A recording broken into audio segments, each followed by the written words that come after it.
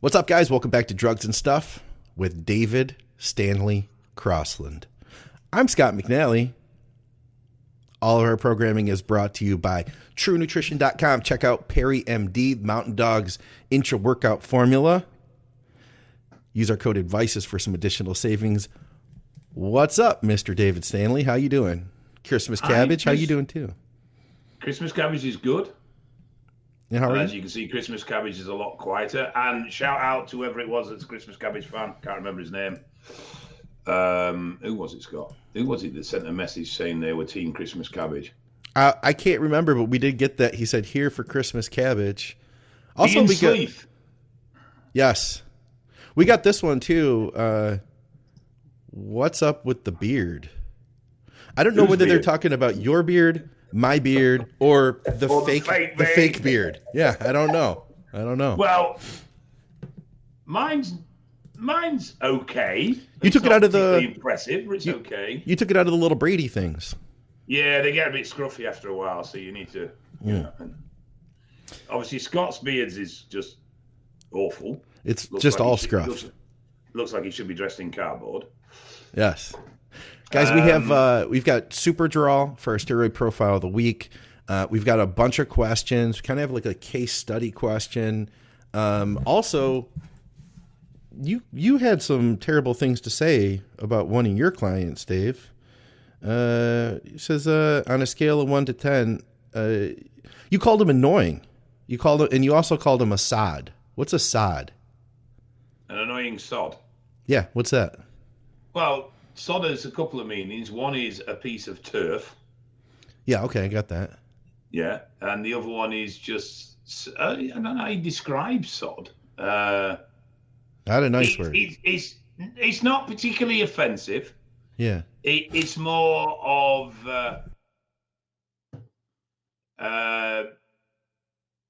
you'd use it probably more if it's more of something you would use with somebody who was a friend or someone you know. You wouldn't particularly use it if you were trying to insult somebody. Okay. So it is sort of negative, but not in an aggressive or nasty way. You know what I mean? Why? Which client was it anyway? He's a guy from, I don't know what his name is, the Buff Chef on Instagram. Yeah. He goes, he lives over in like, is it Kuwait? Yes. Okay. Yes, yeah. Yeah. He gave me the inside scoop on what's happening in Oxygen. He deliberately posts questions every week to try and wind me up. He was the one who asked the difference between taking IGF versus GH and insulin. Yeah. Because he knows what my thoughts are and stuff like this anyway, because I coach him. So I've just been sent a message, right? Yeah. Okay. And this is the steroid cycle of somebody who competes in the board short stuff. Okay. 1,500 milligrams, well, gram and a half of test E, gram and a half of test P, gram of Deca, 25 microgram T3, 100 mg NAP, 60 mg of D-bol, 5 IU HGH, 10 IU of insulin, 20 milligram of tamoxifen, and 25 milligram of Viral. Well, I'll be damned. That's fucking more than I did. Yeah. Anyway. Yeah, moving on, we need to discuss Scott's timekeeping. So Scott was due to set up quite early for him this morning. We arranged it last night, and I'm sat here like a lemon, ready to go, and he just stood me up. Okay, first of all, and I want to add, thank you for all of your kind comments and helping us to boost the previous episode. You guys are freaking awesome, and we appreciate all your comments. Right. And why are you buttering up the audience? Because I've just slagged you off with something that's truthful. Why are you buttering up the audience? And if you would, please, if you enjoy this content, do us a favor, give us a like, share a comment to help boost us in the algorithm. And if you haven't subscribed, you can come back to watch a lot of programs with me on it. Occasionally, you'll see Dave, too. But you don't have to watch this one. Just give us comments, likes, let it play through for a few minutes and then go about your day. Okay, I wanted to get that out of the way. David. So Dave asks me, I asked Dave, actually, can we do the show? He was like, you want to do it early? I said, sure. How about 9 o'clock Eastern Standard Time? He said, no, 9 o'clock a.m. my time. I said, okay, that would be 3 a.m. for me. Sure thing, buddy. I'll do that. That was the end of the conversation. No, it wasn't. There was another comment as well about the fact that you were going to do it. So I sat here already, coffee in hand, raring to go. And an hour later, you still haven't responded to my messages. Can we please get on with the program, please? All right. Sorry. Okay. Thank you. Steroid profile of the week. Superdrol. Yeah, but it's not super anadrol. What is it? Because it's not anadrol. It's masteron. Superdrol. Isn't it related? I don't know a lot about Superdrol. So it's effectively methylated oral masteron. You're kidding me. That's effectively what it is. I thought it was related to anadrol. No. Superdrol was originally missed when steroids were classified. Superdrol somehow got missed, and it was actually released as an over-the-counter product. I remember that. Yeah. Yeah, Gaspari used to do it. Yeah. And obviously they soon cottoned on that this steroid was free over the counter in the market. When people's livers started falling out. Well, I mean, as an oral compound, it's much more impressive. So androgenicity is 20 and anabolic ratio is around 400, which gives it an incredible ratio of about 20-1. Okay. Which, when you look at test, is 1-1. A methylated test is 3-1. It does start looking as a quite attractive proposition. It was originally formulated in early 1960s, late 50s. It's non-aromatizing. Effect-wise, you're going to be fuller. Very much fuller. It works actually quite well as synergy with something like low dose GH because it helps drive the glycogen and water into the muscle, so you do appear much fuller if you're on Superdrol with it. It's popular pre-show to bring you in as a hardener and everything else. And like I say, it's an oral form of Masteron.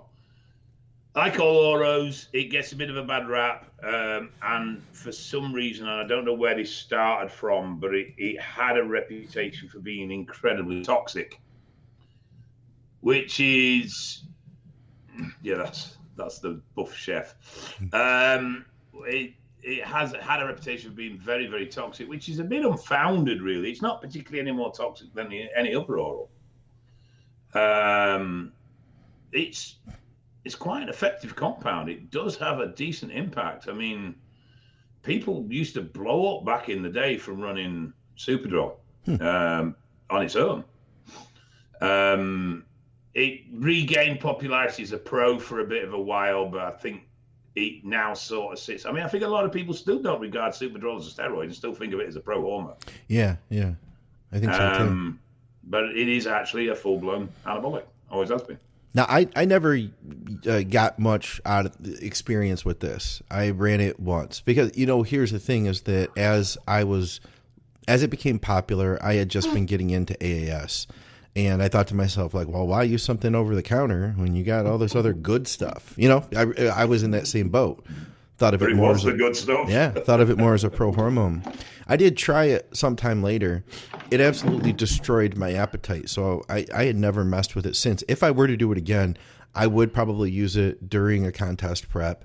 I would probably use it, the last 10 days, something like that, just to blow up on it. I wanted to ask you to bring in our female listeners because we've always, we want to make sure we address them as well. Is this something that a female could use? Yes, particularly with its very low androgenicity. Really? I will have to, yes, but you're talking 5 milligram. Well, what's the dose for a man then? I would say 30, 40. Okay, Probably I think I did less, maybe even down at 2.5 for a female.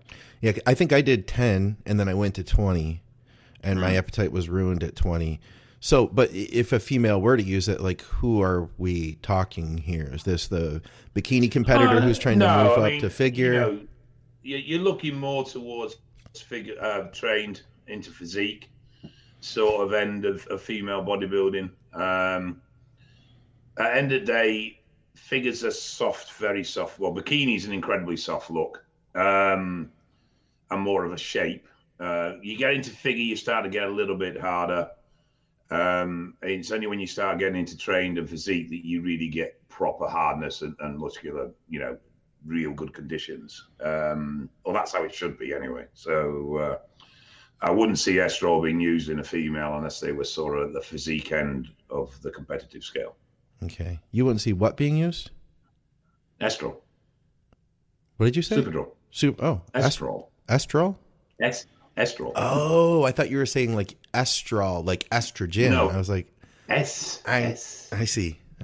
Okay. Slippery snake. S. Yes, estrol, as was labeled on the boards. Estrol. Yeah. Okay. So we covered dosing. Liver toxicity is fairly high on this one. It's on par with other orals. Yeah, I mean it's because it has quite a strong action. There is a little bit of more stress when it first passes through the liver, but it's not markedly more than any other oral, particularly really. But it is a little bit of the higher end. But I'd say it had this reputation for being super toxic, and it's just not really founded. Huh? Yeah, the way it killed my appetite, I had a feeling that it was killing my liver on top of that, so I stopped. I have used it or had other, clients, because I don't tell people like, oh, you need to take this, this, and this. I mean, I'll help people if they want to get into that, but if they're like, hey, I've got Superdrol and I really want to try it, we can try the Superdrol. But I have had clients that haven't had the same appetite shutdown that I have, but I have heard that's also common to have happen, though. But that's common. That's potentially common with any oral because of the way it's administered. It's administered through the stomach. So as a result, if you're sensitive, if you're getting shut down off orals, then from a point of view of appetite, then you're probably going to get it with most orals. I tend to get it more with things like Anadrol. I know for Superdrol for sure. D-Ball does. Not so much with Anavar. Yeah, Anavar is definitely much milder from the oral point of view. So it's hard to quantify really as estrol because when you look at the sort of study side of things, it's not showing as being particularly more hepatotoxic than other orals. But when you talk from a personal experience point of view, people will always put Anavar down the mild end of oral use and always put oxymethylone or NAPS or A-bombs, shall we call them today, and Superdrol at the more toxic end of the oral spectrum. And yet, really science-wise, it doesn't sort of bear up. Yeah. All right. Well, duration. That's the last thing I wanted to ask you. What would be a duration that you would think? Because I've heard as short as like 3 weeks. Well, generally, I mean, I wouldn't see Superdrol being particularly used rather than pre-comp anyway. So you're going to get a short run-in of the last 3-4 weeks. Yeah. We've talked about front loading before. Now I think it's a complete waste of fucking time. Mm-hmm. But I mean, I've run estrol 8-week, 10-week batches and had no major issues from a point of view of toxicity. But I would, most people are probably going to stick to the standard 6 to 8 as it's an oral. Okay. All right. Well, in that case, let's move on to our listener questions. We did, like I said, Dave, we got some good feedback, including we had one of our natties say, shout out from the natties. He said he doesn't use steroids, but he just likes listening to the show. How about that? Nothing wrong with that. But we're drugs and stuff, so we do talk about stuff. Yeah, that is true. We don't just talk about drugs, we talk about stuff as well. Like Scott standing me up this morning, making me wait for hours. How about this comment, Dave? Ouch. Scott, you're going to have to shave. Harsh. You're looking old as Dave. I'm upset. I like our listeners. They're good people. They're good people. Let's see what else I have here. Second person this morning that called me old. Is it really? Yeah, a mate of mine rang me up earlier on and he said, "Are you dead yet? You're old." Oh. All right. Here's our first listener question. This is from Tommy John. Question for the next week. If you guys could have any one person write your nutrition and training protocols for the rest of your life, who would you pick? And he adds, you can pick one for nutrition and one for training, or one for both. Thanks for the great content. Significantly helps me get through my work week. Well, thank you for the nice first words. with this one, Scott. Well, I'd definitely hire Dave Crossland for everything. That money's in the post, mate. All right. Thank you. That's a good question. I have a hard time taking direction, Dave. You know, I have a hard time with it.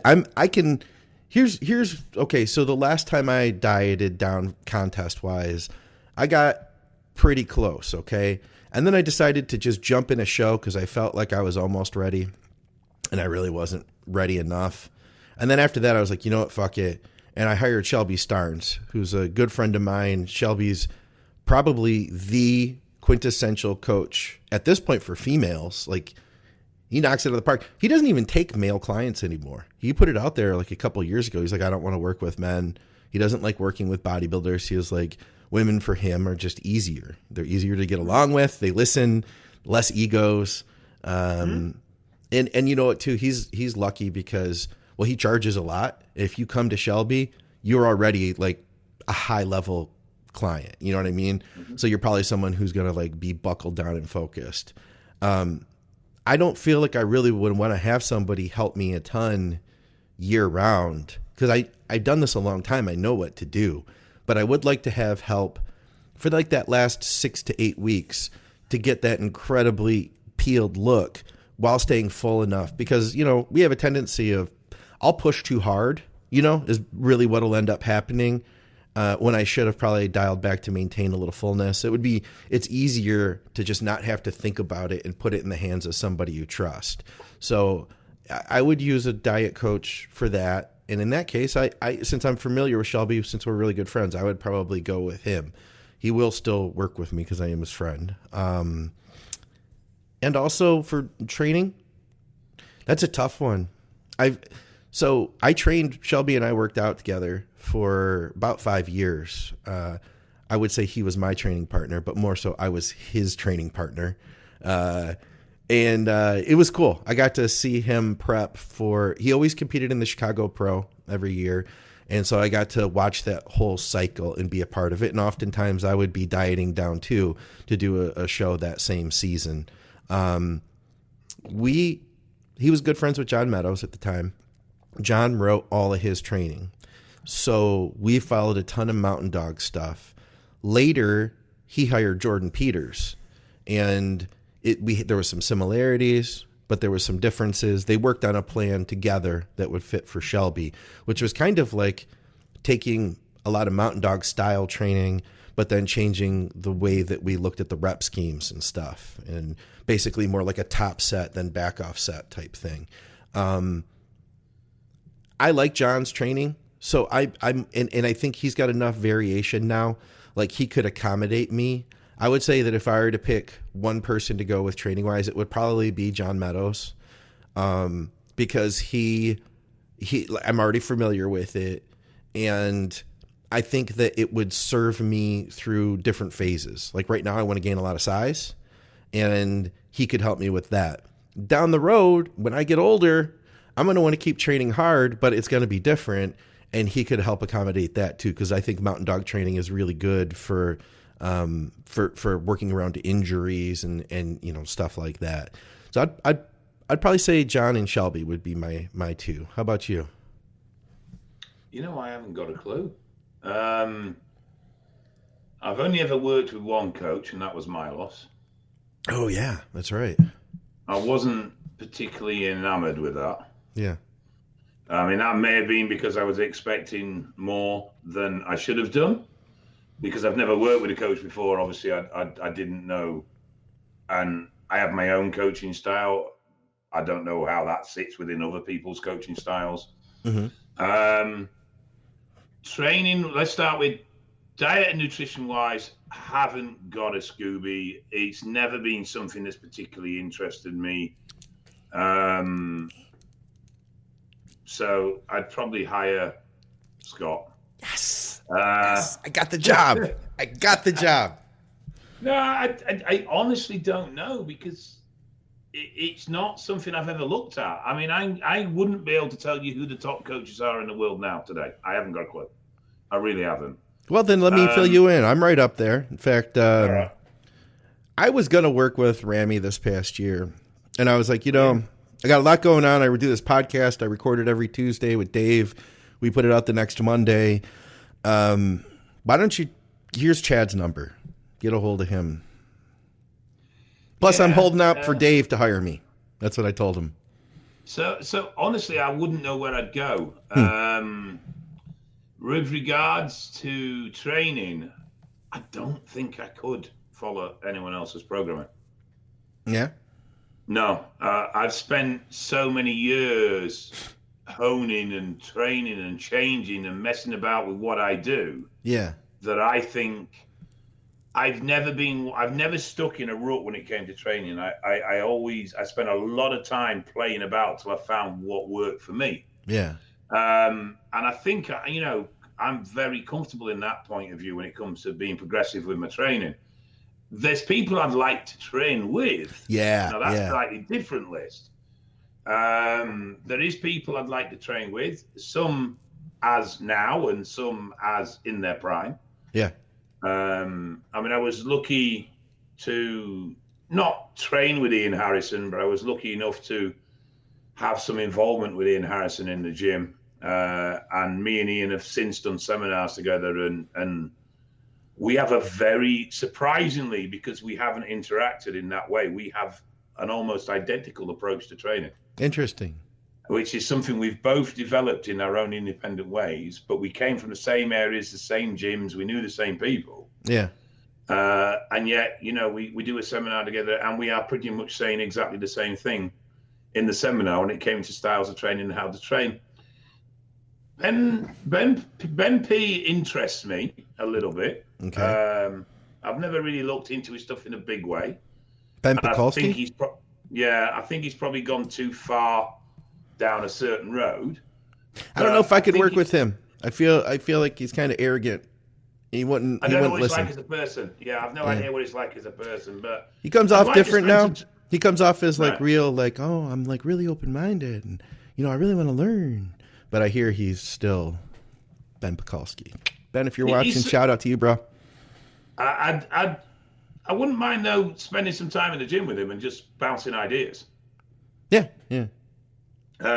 John Meadows is another one. You're just saying everybody now. You're just saying everybody, Dave. There is a list of people I'd like to train with. The strange thing is, the obvious one that most people would look to as a training partner would be Dorian, and I wouldn't want to do that. Yeah. I don't like his style of training. I never have done. That's not that I'm not saying it doesn't work or it's not effective. It's just not for me.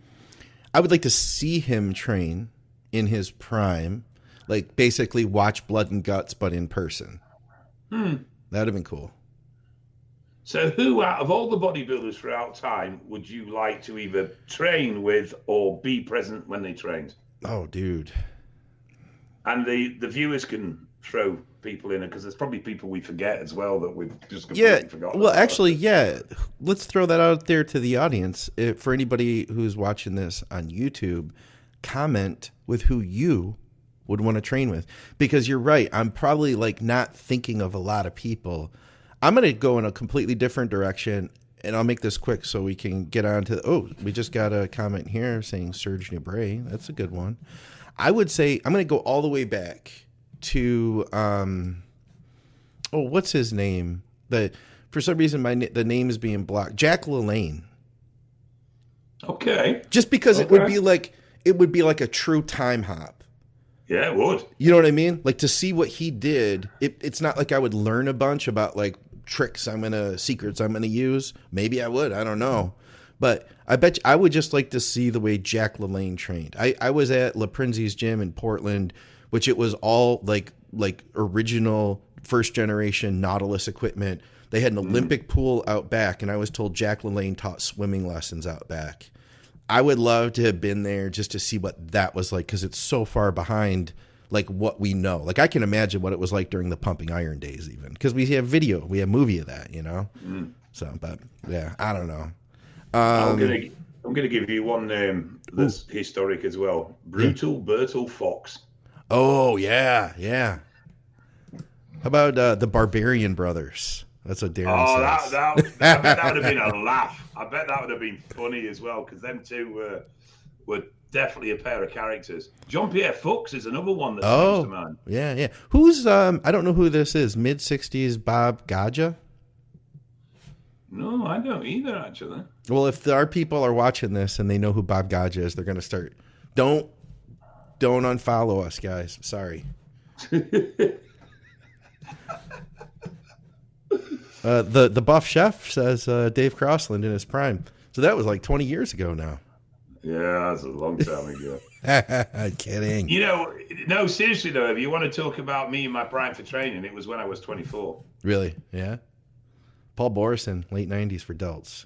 You got to train him. Oh, we need to do Paul Borison. We keep saying this, and we do need to bring him up one day and have a little bit of a chat about Paul. Okay.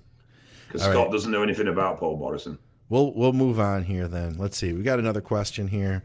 All right. This is a steroid question.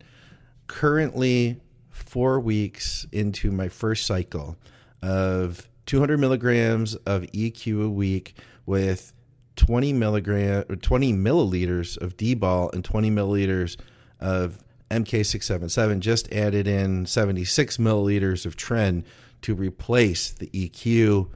What do you think about these doses? I'm 42 and 225 pounds.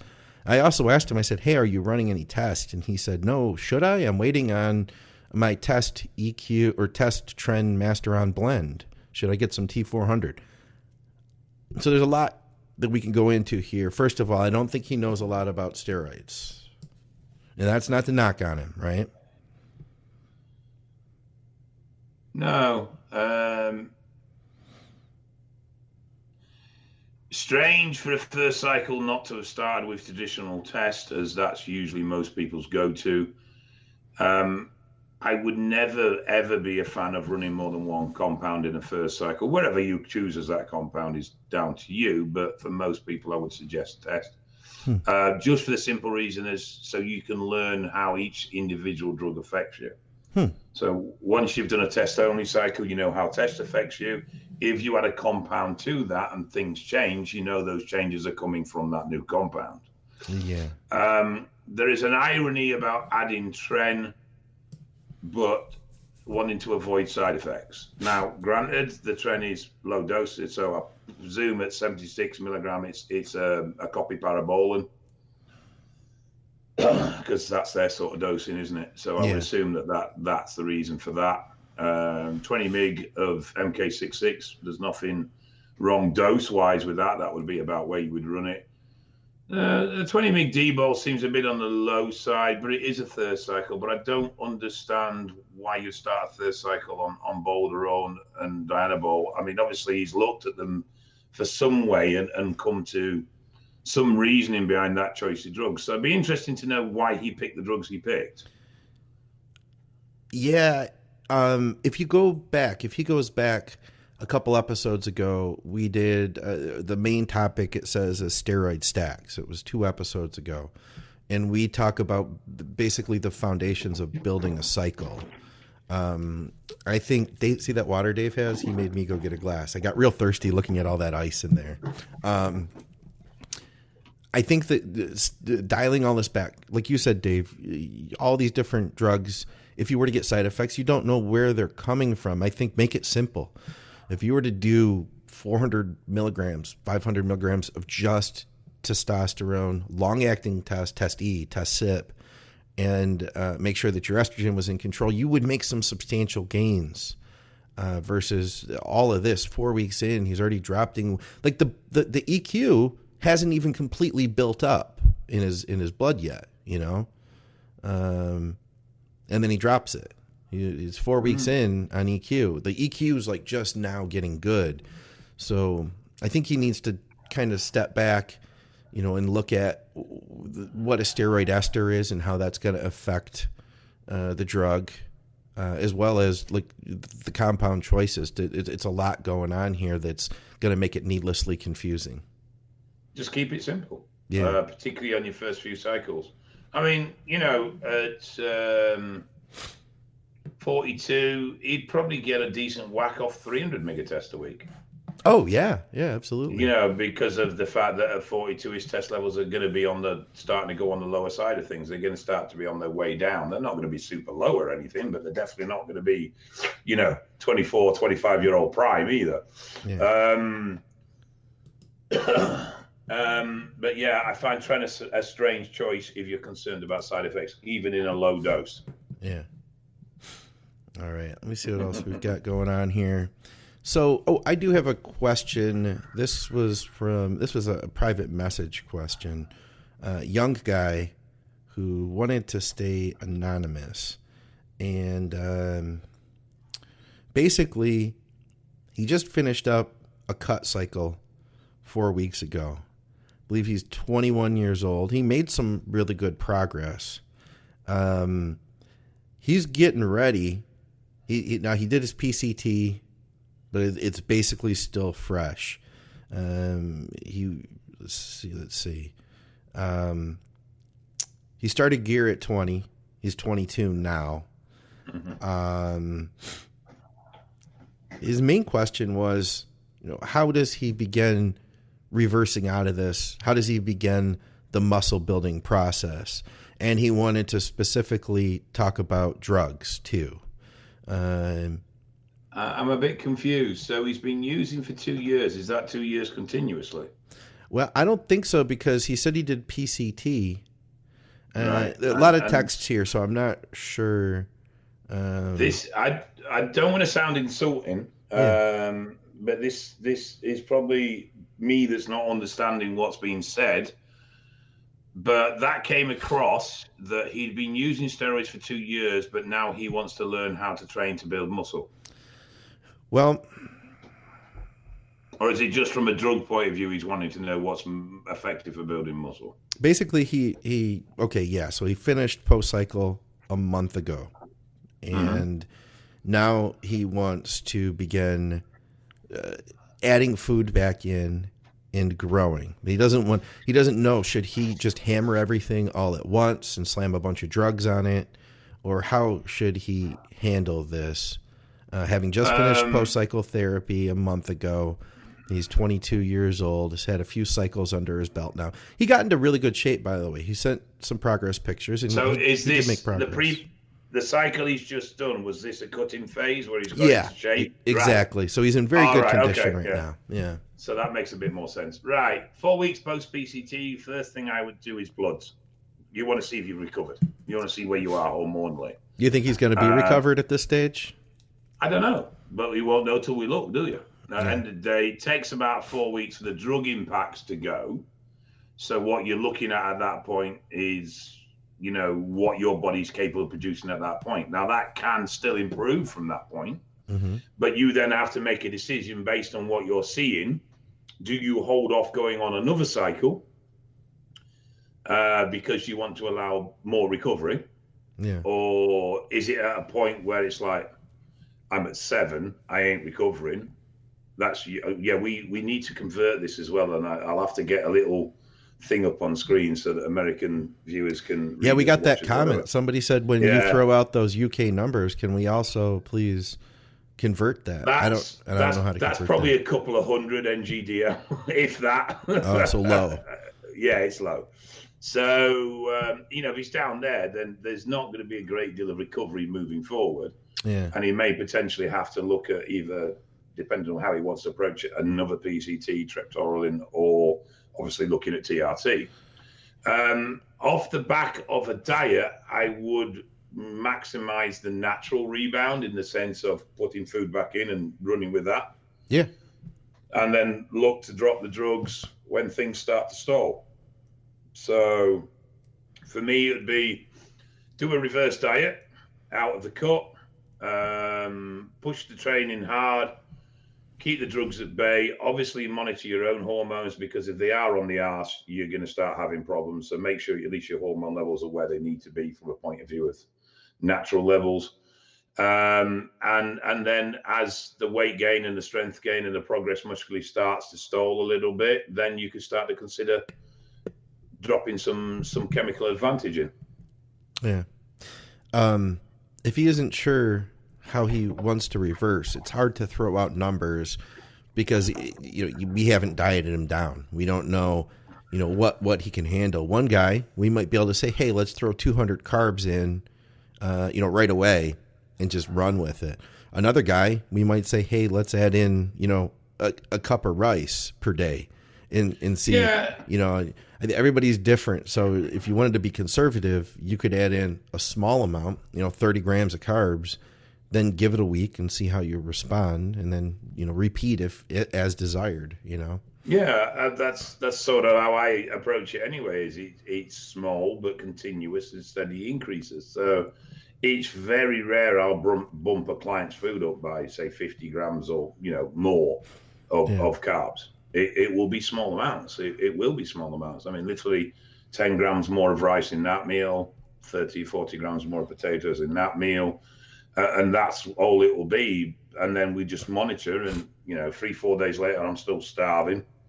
Okay, well, we'll creep it up a little bit more. But I think if you make those small, steady, but consistent changes, you'll make much better progress than if you try and make large sweeping changes in diet. Yeah, I agree. Yeah, because you'll just blunt your insulin sensitivity faster if you add a ton of food in, at once. I think, too, something that he's going to need to recognize is that, so he's been on this cutting cycle.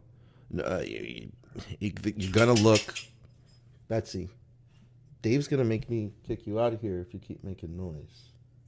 Okay, I'm back. You've got this full look on gear, right? You're walking around, your pumps are great, strength is great, you're killing it in the bedroom. Like everything in life is on 10 right now. You're going to have a phase off cycle that it's not going to be that way, I think he wanted to just jump right back on the gear was part of it. No, it's his life. No. It's his life, but I would caution him to do the PCT. Make sure, as Dave said, get your lab work done. I don't think 4 weeks post cycle he's going to be recovered. Maybe 8 weeks. I would say test blood at 8 weeks after post cycle and see where you're at then. You may be more recovered then, but you're probably still not going to be, my guess. I don't know. Maybe you will be 100%. I don't know. But I would definitely, though, keep cycling off. It is going to be 3 steps forward and a step back, even a step and a half, maybe even 2 steps back. But you don't at 22 want to be on TRT because you destroyed your test levels. It'll have a lot of impact later in your life, even if it's like, because here's the thing, dude, Dave, I've had so many people now that I've worked with for a long time and that they made that choice. And now they're telling me, hey, all of a sudden my girlfriend, they started at 22, 25. Now they're going on 30. Their girlfriend, who's now their fiance or their wife, is like, hey, I know I never wanted kids, but guess what? I want kids, and I need a kid in order to feel complete in my life, and I need you to do that for me, or I'm going to have to find somebody that will. Or you're going to have to face making me feel like I haven't fulfilled my life, and I'll stay with you. Even the other thing is, I've even had guys, turn around and say, I don't want to take drugs anymore. I don't want to take steroids anymore. It's like, well, mate, tough shit. You made a commitment, Yeah, tough shit. Yeah. You want to go on vacation for 2 weeks? You're going to have to plan for that, I'm sick of injecting. Well, Okay. Unfortunately, you did roll those dice, mate. And I'm not going to go down the I told you so route, but at the same time, you've got to accept the consequences of the actions that you do. Yeah. Yeah, I mean, the only reason I look at testing at 4 weeks is because I'll get an indication if there's recovery or not. Yeah. Okay. Sure. Yeah, so I know then, yes, we are recovering, or we're heading in the right direction, or no, we're dead in the water and we need to look at something else. Yeah. But yeah, I mean, in an ideal world, we test very regularly, but that's so cost prohibitive, unfortunately, that it's you've just got to sort of pick your timings as best you can. Yeah. Yeah. So, well, I hope this helps him. I know we have a bunch of other questions. Ooh, yeah. This is from our Facebook group. By the way, guys, if you have any questions, feel free to comment in the YouTube. We'd love to get your questions for the next episode. What is this? As an adopted Scotsman, I would love to hear Dave's best Scottish impression.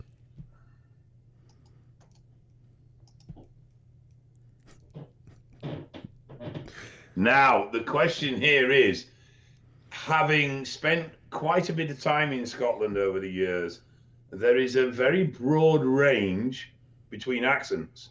I wouldn't have known that. They all sound the same to me. They all sound like the guy off The Simpsons, the groundskeeper, Willie.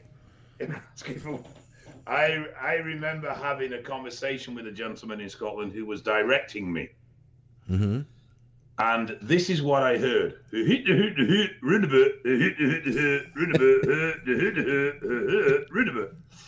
that was it. So I worked out there was 3 roundabouts in this conversation, but beyond that, I hadn't got a fucking clue about what he was saying to me. I think we just lost all of our Scottish listeners. Sorry, guys. I think anyone from Scotland that knows someone with a really thick, heavy accent, they know how hard it is for a non-Scots person to understand what the fuck they're saying. God, I am terrible at accents. Everything ends up sounding like somebody from Pakistan. Well, we'll say that was your best Scottish accent then. Honestly, it does. Everything ends up sounding like they're from Pakistan. Yeah. I am absolutely useless at accents. All right, let's see what else we've got going on here then. Blends versus just regular individual vials of gear.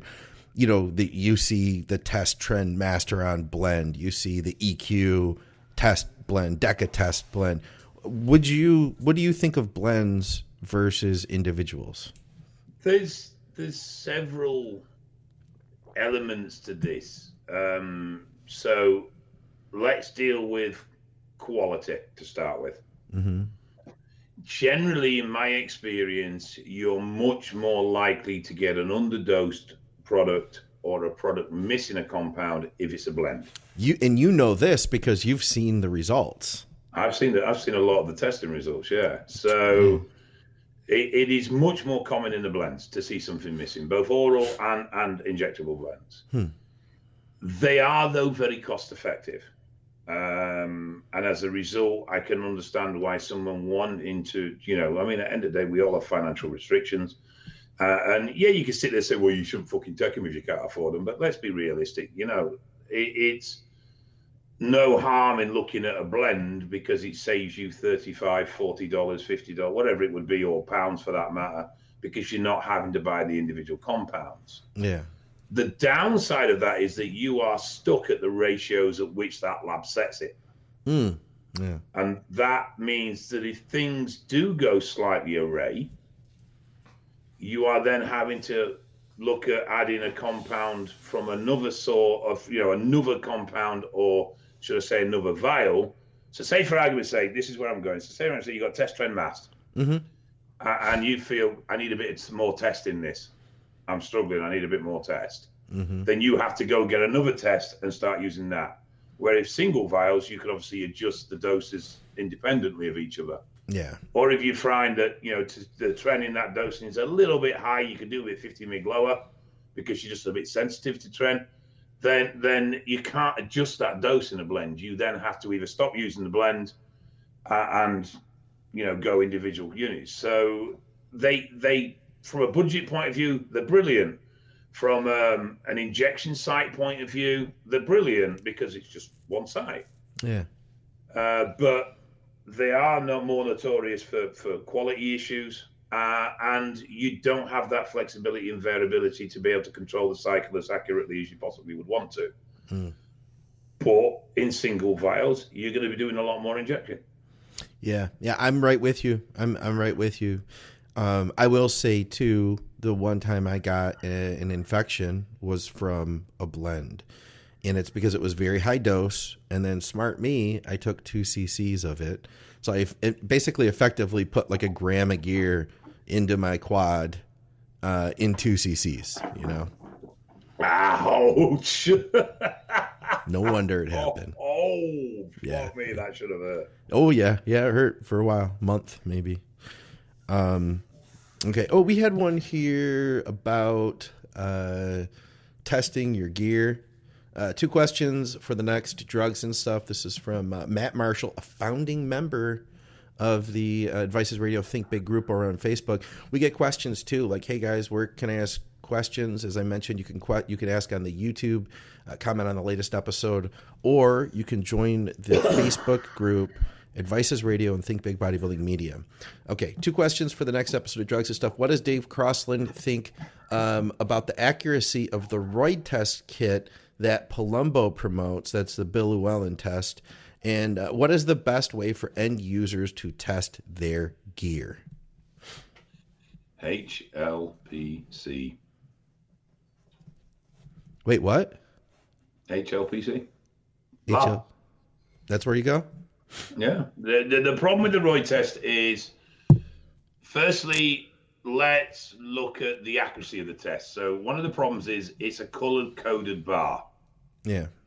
There's like 90 colors of brown, Dave. The shit spectrum. And the problem is that people interpret the shit spectrum colors all differently. I mean, the amount of times me and our lass have had this, that's blue. No, it's not. It's more green. No, it's a greeny. No, it's a blue. No, it's a greeny blue.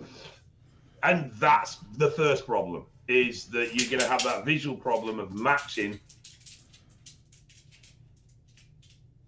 What? You know what? You know very well what. She's trying to leave. You talk to the people. I'm going to let her out of here. She wants to go. So, the first issue is... Dave hates you. He said he hates you and wants you to die. No, that was of you I was directing that to, not your dog. I was talking about you when I said that, not the dog. I didn't hear you. Okay, good. So the first thing is that visual identification is... She's doing it again. She's out in the gym now. Is open to a lot of interpretation. Yeah. The other big problem is it's open to a lot of contamination because of the way you do the application. But the biggest problem for me is that as a result, it's only really half a story. So yes, I do want to know that the gear I'm taking is what it's supposed to be, but I also want to know what it's dosed at. Yeah. And that's a problem because those tests don't give you any of that. Yeah. So I might have a vial of Primo that's supposed to be 100 mg per mil, and it tests as Primo, but there's only 25 mg of Primo in there. True. So that they are very limited in. Oh my god, they are very limited in what you can get out of them. Unfortunately, this is one of the tests. Lab testing is expensive. Yeah. Now, I've not really looked at these in any depth. Do you have to buy the test kit for the particular compound? Yeah, so this is the Primo test. Oh, that's not going to be in focus. So, and then there's two vials that go with it, and then you need a UV light as well, because you shine one of the vials with a UV light to look at to see like if a tone comes up in it. So if I test my substance and it comes up as not being Primo, I then have to now guess what it is and buy another test to see if that will test it as being something else. It'll show up. There's a whole chart, which. Right. So it'll show up as what compound it is. Yeah. Supposedly. I found it to be, like I said, very murky. So, hang on, this confuses me. So you've bought a test for Primo. Yeah. There's different vials, and these are the vials that you need to test for Primo, but you could also use it to test for other things. Yeah, because that's the bit that confused me. Why is it labelled as Primo if it'll indicate what substance is in the vial anyway? Yeah, I don't know. No, I find that a bit odd. But really, the only accurate and reliable way is labs. And I've heard too that one of the issues with this test in particular is some of the things that are more exotic tend to be harder to test for. I've actually dove into this pretty deep in the last month. Like Tren is basically always Tren. Like if you're running Tren, you don't need to test it. If it's real Tren, and if you're on a lot of it, you can feel it when you have side effects. Tren also is one of the quickest things to test. Like it's bang on, versus some stuff is not. And then the other thing I found is that carrier oils can murk things up. That if you use the raw powder, you can get a better test. So. Yeah, but you're not going to have access to raw powder if you're just buying for yourself, generally speaking, because you're buying a ready-made product. Right. What you need to do is get friendly with somebody who's at college or university doing some sort of science and get them to use the lab to test your gear for you. Yeah. There's a paid app in Arabic that tests popular gear brands, purity and dosage. Do they do an English version? Yeah, I don't think so. Huh. No, he adds that. He says there is not. Not sure if there is an English version. If not, there's money to be made right there, Dave. Yeah. We just need the buff chef to translate it for us. We'll just use the same app. There was a testing company in the UK that I had a bit of involvement with in the early days. Yeah. And the guy that set it up came from banking. I found it very odd that he suddenly decided he was going to test gear. And he wasn't a gear user. This was the other weird thing. Huh. Anyway, he set it up. I know the lab he was using. It was all legit and above board. He got a lot of criticism. He was very determined to out bad labs. Which obviously caused a huge amount of flack. Yeah. He got a lot of criticism, and there was a lot of stories and rumors started, which were absolute bullshit. And then anyway, he actually went to the British government and got permission to have the raws and to import samples and to handle samples for testing. No kidding. And then he decided to move labs because the lab he was using couldn't handle the volume. He was that busy. So he decided he was going to rebrand and he was going to make it Europe-wide. So he went to the Home Office to get permission to receive samples from overseas and all this sort of stuff, because at this point, importation of steroids into the UK is illegal. Yeah. So he shouldn't technically be able to do it. And I don't know what happened. It just never restarted. It just never happened. And he kept saying, oh, yeah, we're nearly there. And 18 months later, nothing had ever happened. So I wrote some steroid profiles for him for his website when he first set up, but I don't really know what happened with that because it was quite a popular service. Before Operation Raw Deal, and I've mentioned this before on the show, Operation Raw Deal was a big dragnet here in the U.S., took down a message board known as the Steroid Superboard, where Jim Ace, if you guys remember GA Labs, shout out to GA Labs, they're long gone now. We're never going to get friggin' YouTube advertising, are we? No, we're not.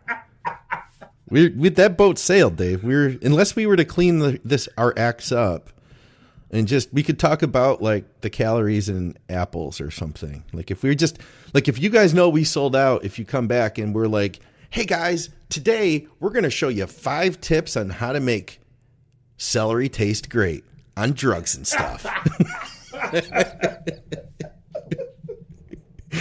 Right after this YouTube ad. Right after this, yeah, advertisement from our sponsors. Yeah. But they had we used to be able to send stuff out here in the U.S. and get it. And basically everybody would pitch in. It was, pretty cheap. We'd get everything tested, and you'd find out exactly what was going on with like the 20 different sources that were on this message board. And you could find out purities. Everybody was held completely accountable. Plus they had overnight shipping, domestic. It was off the charts, Dave. It was great. Theoretically it was great. The only problem is that you only know the purity of the vial that's been tested. That's true too. Yeah. Because the next vial could be a completely different batch and a completely different drug or dose. And sure. That's the other frustrating thing about UGL is, most UGLs generally do a half decent product and generally are half reliable. Mm-hmm. There's cowboys in every black market trade. There always will be. At the end of the day, they're effectively drug dealers. Yeah. The big advantage Farmer has is it's consistent. It's the same product every fucking time. Yeah. And you just can't say that about UGL. Not many UGLs. I know one that claims they do. Whether they really do or not, I don't know. Test their raws. I say I know one that claims they do. I don't know if it's factual and they actually do or not, but they do make that claim. But yeah. You could be stiffed on your raws in the first place. Yeah. All right. Let me see what else we got here. We've got a few more questions. What are our questions? Do you even know? No, I'll skip that for right now. What about, okay, we did talk a little bit about this, Max Holiday, IM versus sub-Q TRT injections, the pros and cons of one over the other for a health and lab perspective, also from the perspective of its effectiveness, as well as from a cosmetic position. Will injecting in the abdomen create the formation of scar tissue, which would show up during contest prep when body fat levels are low? No, because you're not going into a muscle, you're going into body fat. But we've touched on this, and I actually touched on this on my IG Live last week as well, which should be still available on my IG TV. Oh, you did an IG Live? I did an IG Live, yes. The most disorganized pile of crap you've ever seen in your life. That's not how you get people to tune into your stuff, Dave. That's not good advertising. Right.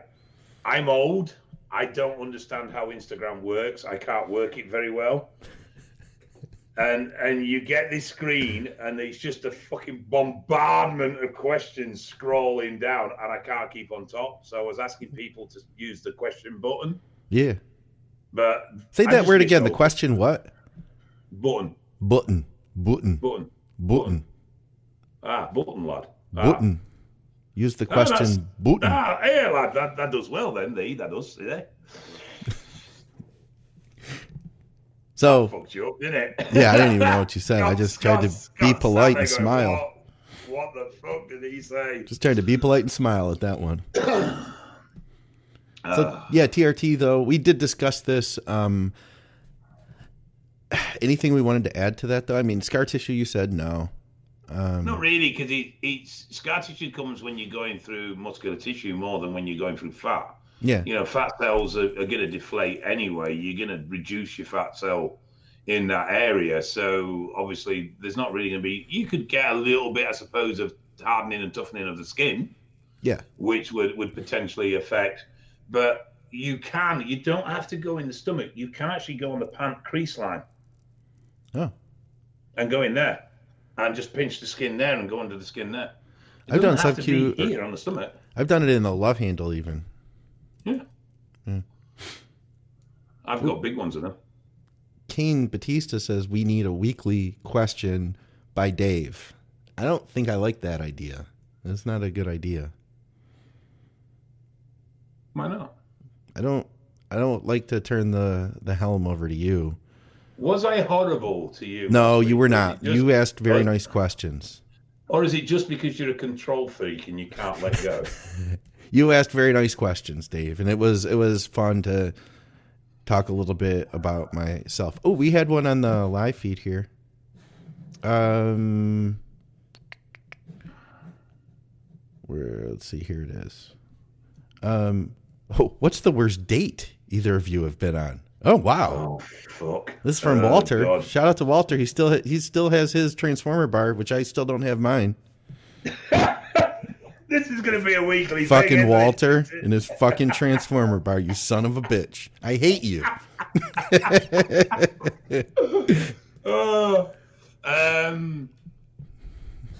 Probably the worst date was the one that led to my second wife and 12 years of misery. Really? Oh, fuck yeah. I'm fucked up big time there. It was a date? Well, it wasn't so much the date, it was the consequences of the date. Oh, because you got married to her. I see. Yes. Does a week-long trip count as a date? You went on a week-long trip with somebody that you didn't like. Ooh. Be careful now. They may be watching. She is in the fitness industry. She turned pro, actually. Yeah. It was one of those things where it was not working out, and I actually said, like, yeah, let's call this off. And then after I said that, then she got very, like, the opposite. You know what I mean? Like, oh, no, can't, live without you kind of attitude. And so she was like... Now, at what point in the week-long trip did you actually announce the fact that you no longer want to sustain this relationship? No, this was before that. This is like a month before that, which led to the trip, this long-distance thing, which led to the trip. And so it just was bad. It was bad. But I will say this. Then I'm there, and I'm committed to this trip, and I'm staying at someone's house who, I don't want to say,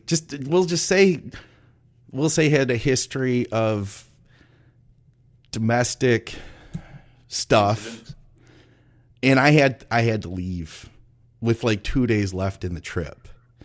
I had to leave, like, middle of the night, get your bags and leave.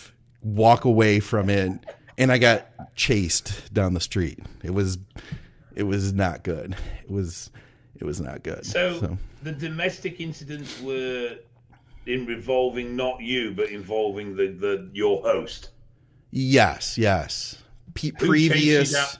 Who chased you down the street? My host. Your host, which wasn't your date. No, the date. Yes, oh, that's what I'm saying. Was your host. So you were stopping at your date's house. Yes. I thought you were stopping at a third party's house. So. No, she was the one who had the history. So. Right. Oh. Yeah. I think you get those dates where it's like, oh yeah, that's a very attractive opposite sex person. Yeah. I can't believe they're talking to me. And then as the date progresses, you start to realize why, because they're a whole new level of crazy. And you just sat there thinking, holy fuck, what am I going to do? How do I get... I've never run out on a date. I've never done that. Yeah. But yeah, I've been on a few where, and unfortunately, I am really bad at I'm really bad at hiding how I feel. Oh, yeah. So if I don't like somebody, I find it very difficult to be nice to them. I bet. Or even talk to them. I only take the piss out of people I like. So if I don't like people, I just don't communicate with them. Yeah. And I would quite happily sit in a room and just completely ignore someone if I don't like them. Yeah. Because to me, why would I make small talk and be a hypocrite? Yeah. And I'll blatantly say, look, sorry, mate, I don't like you. I don't want to talk to you. Which usually ends up there being a very awkward silence after that, I must admit. I could imagine. So, yeah, I've had a couple where it's got into it very quickly and you're like, shit, shouldn't be here. This one's not. And I'm sure there's people thought that about me as well in the opposite way and just thought, holy fuck, what have I decided to go out with here? Yeah, I've had like dates that weren't great, like that, but nothing that was really like terrible, except for that. Have you had one run out on you? No, I did leave on another one. Somebody I had met on Facebook, and just like I called it. Like I called it. I was like, okay, and I had to go. I gotta go. But was that a send a friend a text message? Ring me now and tell me there's an emergency. Yeah. It was one of those things. It was pretty abrupt. I think it was pretty abrupt, but yeah. You're such a nice guy, though, Scott. Yeah. I think too nice sometimes. That's kind of part of the problem, but yeah, that actually brought back a bunch of horrible memories. Honestly, thinking about my trip, I never talked about that on any of the podcasts because I didn't want to, but it was what you would call an actual abusive relationship. It was not a fun thing. It was. I'll tell you what though. At this point, and I'm positive that she's not listening to this show.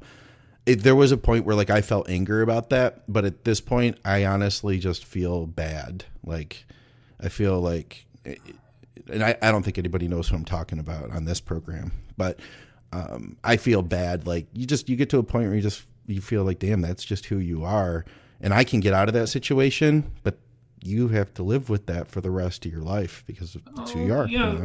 People do get damaged, don't they? And unfortunately, sometimes it's usually the person later on down the line that ends up picking up the can for that. Yeah. We all come with baggage, and it's just whether that baggage is within the other person's ability to cope with or not. That was almost like a Dear Davy. It was a bit, wasn't it? Yeah. All right. We should bring that back one day. We got another one though, and then we'll wrap things up here. Sublingual orals. Have you guys had any experience with them? And is there less health impact?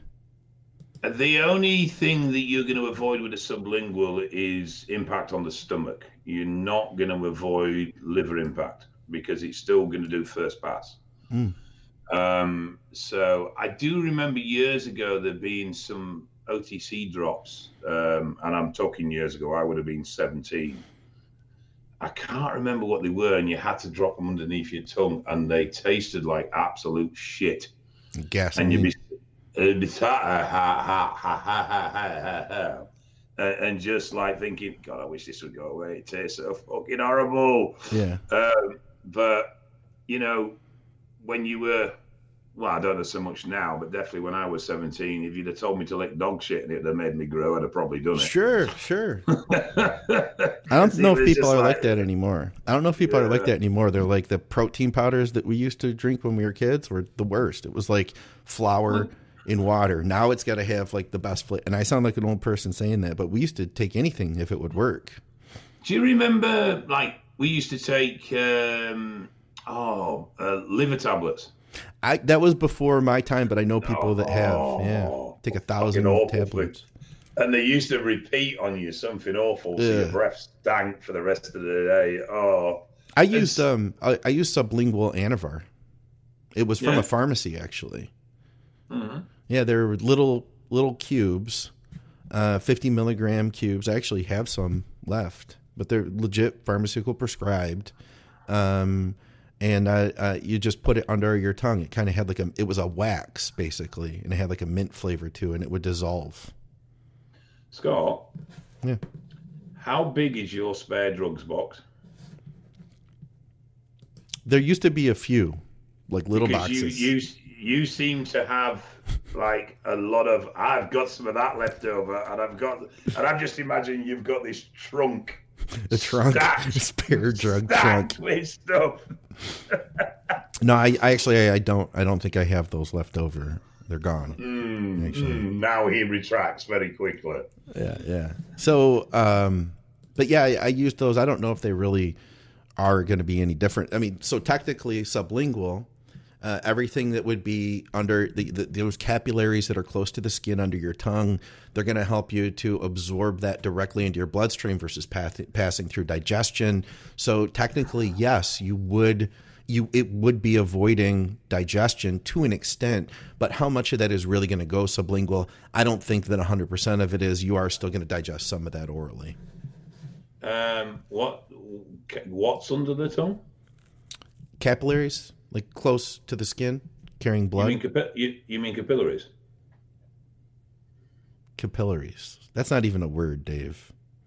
Oh, what was the one you moaned at me of yesterday? That's not a word. What was it now? I can't even remember. Can't remember. No, I can't remember. I'm going to look it up just right quickly. There's just a torrent of abuse comes from Scots during the week. You see. Capillaries are not a word. Okay, that was it. Scott says dumber was not a word. Dumber is not a word. So I sent him a screenshot of the dictionary that said the adjective is dumber. And he just went quiet. Dumber is not a word, Dave. You made that up. You actually photoshopped that whole page. I know you did. This is what I have to put up with. You see, it's on screen all nicey, polite, and don't be offensive to the viewers and the listeners, Dave, and all that shit. And then as soon as the cameras go off, I feel like I'm in a domestic violence relationship. David Stanley, I swear to God. The abuse. And you can tell his tone in his eye now. I'm getting David. It later, can't you? David. We shouldn't make fun of this subject, actually, because some people do generally. No, that is true. That is true. But we do like to have fun at the same time. So yes. Yeah. And I'm English, so we take the piss out of everything. Also, you guys have, which I found out yesterday. I don't watch the news, and we'll wrap up on this. You guys have like super coronavirus over there. It's called the UK variant. Why did you do that? Because we wanted a zone and we're sick of having imported foreign muck. The UK variant, Dave. Why? Yeah, well, we wanted a proper one. We didn't want this foreign junk that was going around. We wanted a proper one. Oh, man. I didn't know about that. I believe it. I thought originally I read an article where it said it started in Italy, but I believe it actually started in South Africa or Africa. Okay. But I believe now there's several countries with their own unique sort of take on the virus. Yeah, I hear there's the South African variant and the UK variant are the two that are more bad, dangerous. I don't know. Yeah, the last thing I saw, well, I mean, I haven't looked into it. I sort of just fucking ignore it. But I've never known something divide people as much as this has. No kidding, dude. No kidding. And people are calling each other out. They know they can rat you out, because they're not going to get caught. They're just going to call. But even the abuse. We're divided. You disagree with somebody online and it's just a hell of abuse. So yeah. Anyway, we said we were never going to talk about virus on this show because we didn't want to get into that. True. Quagmire of political until you created your own variant. Well, that's it. Yeah. We want a zone. Why should we use somebody else's? Are you going to get vaccinated? Have you thought about it? I mean, you are. You're considered to be like a special population, right? With your kidneys. That sounds like special needs, window lickers. Sitting on the back of the short bus. I have no objection to it. Yeah. Having had the virus, I don't see a need to. But if it turns out that if I want to go out in a camper into Europe next year or later this year, if God willing, and I have to have the vaccine to be able to do that, then I'll take the vaccine to do that. It doesn't bother me. Yeah. But at the same time, the last thing I read on that was that the actual immunity built up by catching the condition, the disease, the virus, whatever you want to call it, is equal to that of the vaccine. So from a point of view of protection, I'm already protected. Okay. Yeah, I've heard that too for at least 8 weeks, they said. But if I need it to move freely throughout the world, then I'll take it. My parents both are getting the first shot today. So they're both special population as well. So I'm going to avoid it for now. Avoid that term as well. Special population. Special population. I don't know what the term is, but at risk. At risk. There we go. That also sounds like you're like at-risk teens, like people who are at risk of. It's fucking same with anything these days, isn't it? You can't say anything without there being a ulterior, non-PC version of it. Well, for all of our at-risk special population viewers, because I feel like if you're watching the show, you're probably a special population. Yes, we appreciate you guys watching, and to everybody in the live feed, we appreciate having you here. We will see you soon. Check out crosslands.org.uk. Reach out to David Stanley. Just give him a message. Give him some shit, you know? And you, of course, reach me, mcnallydiets@gmail.com. And, of course, check out our great sponsor, TrueNutrition.com. Pick yourself up some intra-workout. We'll see you guys soon. Thanks, Dave. Thank you.